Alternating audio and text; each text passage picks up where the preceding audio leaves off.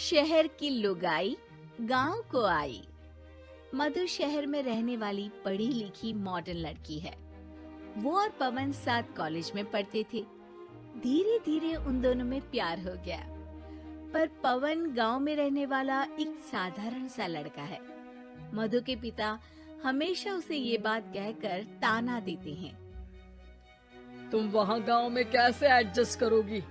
शादी करके तुम गांव तो चली जाओगी, पर अपनी सारी मॉडर्न सोच और चीजें यहाँ शहर में ही रख कर जाना।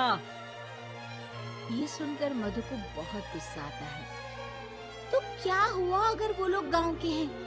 मैं वहाँ जाकर उस घर को बिल्कुल शहर की तरह बना दूंगी। शाम होते ही मधु पवन को वीडियो कॉल करती है। अच्छा हुआ तुमने वीडियो कॉल कर लिया। हाँ, मैं तुम्हें आज अपनी माँ से मिलाता हूँ। अरे बिट्टू, क्या कर रहा है? ये क्या है? दूर करना इस टुनटुने को। जाने कौन दिख रहा है इसमें तो। अरे माँ, आपकी बहू का वीडियो कॉल है। आप इसमें अपनी बहू से आमने सामने बात कर सकती हैं। नमस्ते माँ जी, कैसी हैं आप? अरे जका, ये बहू ने अपने कानों में क्या लगाया है? जका से झुमके हैं। झुमके नहीं माँ जी, इन्हें ईयरफोन्स कहते हैं। इससे सामने वाले की आवाज और अच्छे से आती है। मैं आपको भी ला कर दूंगी। अरे नहीं नहीं, हमें नहीं ना चाहिए। हमारा कान बिल्कुल ठीक है। हाँ। माँ जी की ये बातें सुनकर मधु को अपने पिता की बातें याद आ जाती है और वो उसी वक्त ये ठान लेती है कि वो अपने ससुराल को एकदम मॉडर्न ससुराल बनाकर रहेगी। कुछ दिन बीत जाते हैं। पवन और मधु की शादी हो चुकी है। आज मधु का अपने ससुराल में पहला दिन है। माँ जी, मैं आपके लिए एक तोहफा लाई हूँ। अरे इतना बड़ा तोहफा! अरे क्या लाई है रे इस बड़े से बक्से में? मधु बॉक्स खोलती है। ये क्या है? ये वैक्यूम क्लीनर है।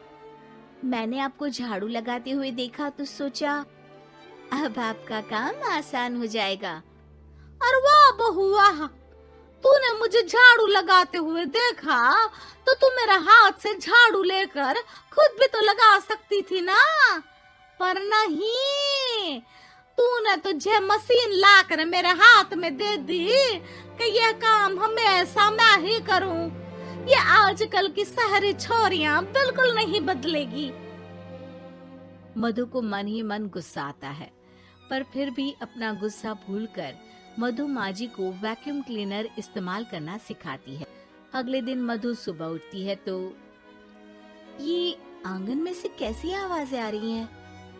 मधु दौड़ती दौड़ती आंगन में जाती है और देखते ही चौंक जाती है। अरे माँ जी, ये आप क्या कर रही हैं? और वो कहाँ है ना?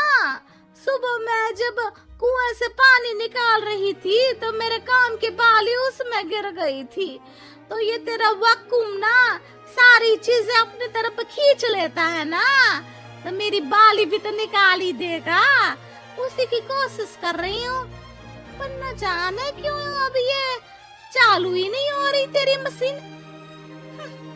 अब वो चालू होगी भी नहीं। पर अब कुएं में से पानी निकाल क्यों रही थी? अरे कमाल करती हो ना बहू। पीने के लिए पानी क्या तेरे मायके से लाऊं मैं? अरे कुएं से ही तो निकालना पड़ता है। हाँ, पीने के लिए पानी, और वो भी कुएं से। मधु दिमाग लगाती है और थोड़ी ही देर में घर में वाटर प्यूरिफायर लगवा देती है। ये देखिए माँ जी, इसमें बस एक बार पानी भर देंगे तो नल में पानी साफ होकर बाहर आएगा। अरे वाह रे बहू, ये तो बहुत ही बढ़िया चीज है।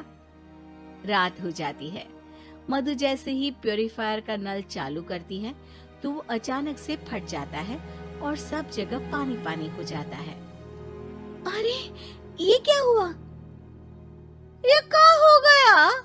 मैंने तो बस इसमें उबला हुआ पानी डाला था, ये इतनी जल्दी खराब हो गया। अरे ये सारी शहरी चीजें सब ऐसी ही होती है कपूरी। क्या आपने इसमें उबला पानी डाला था? हाँ तो फिर पानी तो तभी साफ होगा ना जब उसे उबालेंगे। ये मशीन का कोई जिन है जो हमने जो बोला वो कर देगी है? मधु को बहुत गुस्सा आता है। इस तरह तो मेरा अपने ससुराल को मॉडर्न बनाने का सपना अधूरा ही रह जाएगा। नहीं, मैं इस तरह से हार नहीं मान सकती। थोड़े ही दिन में मधु पूरे किचन को मॉड्यूलर किचन में बदल देती है।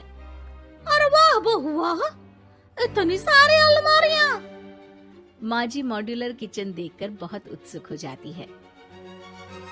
ये बक्सा का है। बहू ने शायद गलती से इसे यहाँ रसोई में रख दिया है, पर है तो ये बहुत ही बढ़िया। अगले दिन सुबह। अरे मायरी, क्या हो गया? मैं तो बर्बाद हो गई। मेरी सारी पूंजी जलकर राख हो गई। हे राम, अब मैं क्या करूं? माँ जी की रोने की आवाज सुनकर मधु दौड़ी दौड़ी किचन में आती है और इतना धुआं देखकर घबरा जाती है। ये सब कैसे हुआ माँ जी? ये आग कैसे लगी? ये सब तेरा इस मॉड्यूलर किचन की वजह से हुआ है, और ऊपर से तूने तिजोरी जो रसोई में रख दी थी, मैंने जैसे ही अपने गहने और पैसे इसमें रखे और बाहर से इस ताले को घुमाया, ये तो 5 मिनट में ही आग बबूला होकर पट गया। अरे माँ जी, ये तिजोरी नहीं है, ये तो माइक्रोवेव है। इसमें गहने नहीं रखते, खाना गर्म करने के लिए होता है ये। और ये जो आपने घुमाया ना, ये ताला नहीं है, आपने इसके टेम्परेचर को फुल कर दिया, इसलिए ये फट गया। माँ जी और जोर जोर से रोने लगती है।